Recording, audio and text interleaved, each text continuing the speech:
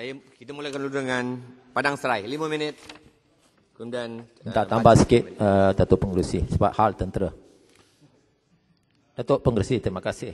Ingin saya mengambil kesempatan ini mengucapkan tahniah dan berjuta terima kasih kepada frontliner, Badan Sukarela dan NGO di kawasan Paya Besar Parlimen Padang Serai. Datuk Pengerusi, kita sedia maklum bahawa pertahanan sesebuah negara dan kawalan sempatan yang kukuh amat penting bagi meyakinkan para pelabur bahawa keselamatan dan kemakmuran negara kita terjamin. Negara-negara seperti Amerika Syarikat, China dan India memberi peruntukan yang lebih dalam bajet. Namun saya faham bahawa negara kita masih kekurangan peruntukan kerana ini isu pandemik. Walau bagaimanapun saya berharap pertahanan kita setanding dengan negara-negara Asia yang lain.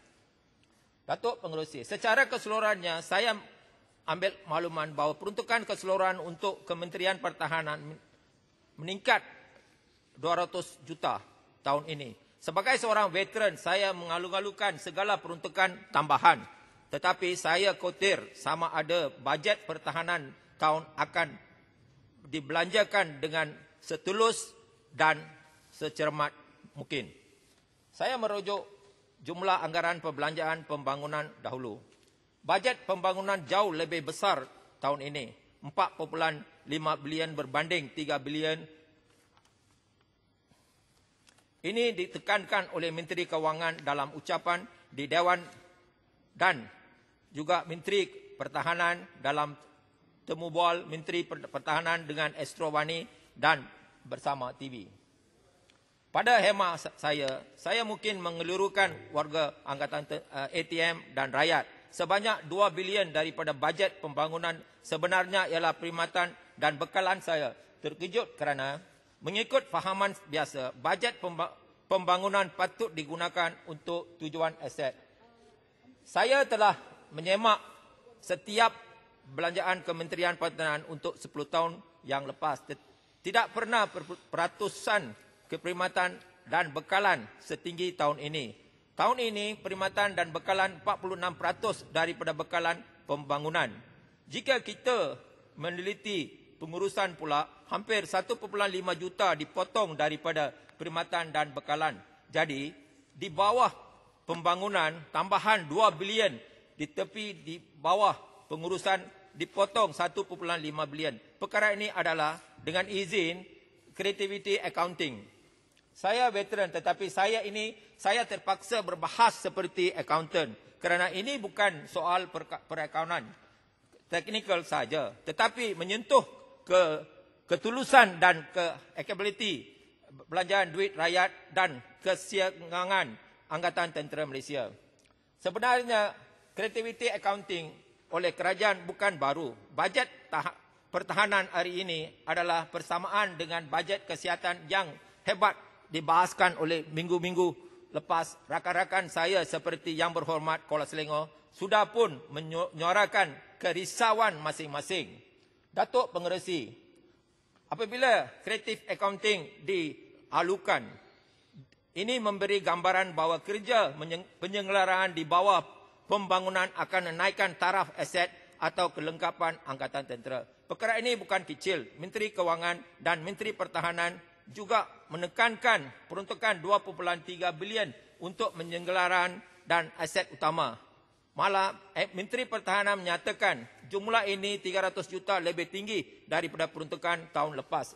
Saya bertanya kepada Menteri Pertahanan, adakah penyelenggaraan yang dibanggakan ini bersifat naik taraf atau bersifat penyelenggaraan biasa saja? Kerja naik taraf ialah dengan izin upgrading. Kerja penyelenggaraan biasa ialah dengan izin routine maintenance dan repair operations.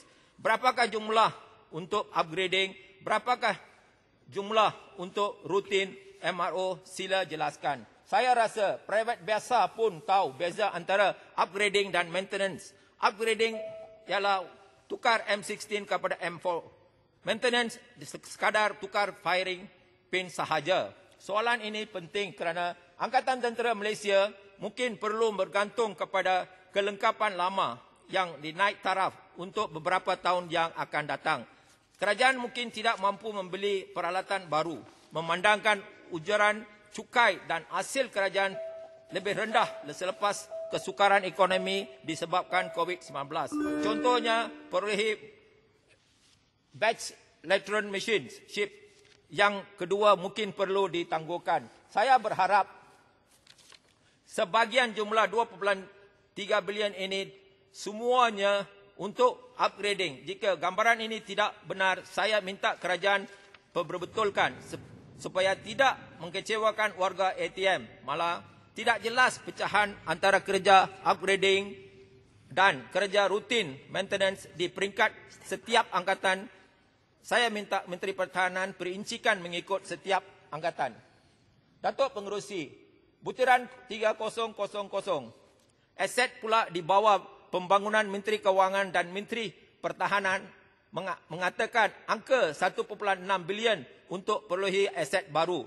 Saya tidak nafikan keperluan aset baru, tetapi saya ada beberapa persoalan untuk Menteri Pertahanan. Adakah aset atau kelengkapan yang ingin membeli tahun ini? Adakah peruntukan ini untuk dibeli kereta kebal atau radar? Adakah rasionalnya kementerian memberi keutamaan kepada aset atau kelengkapan tersebut berbanding aset lain?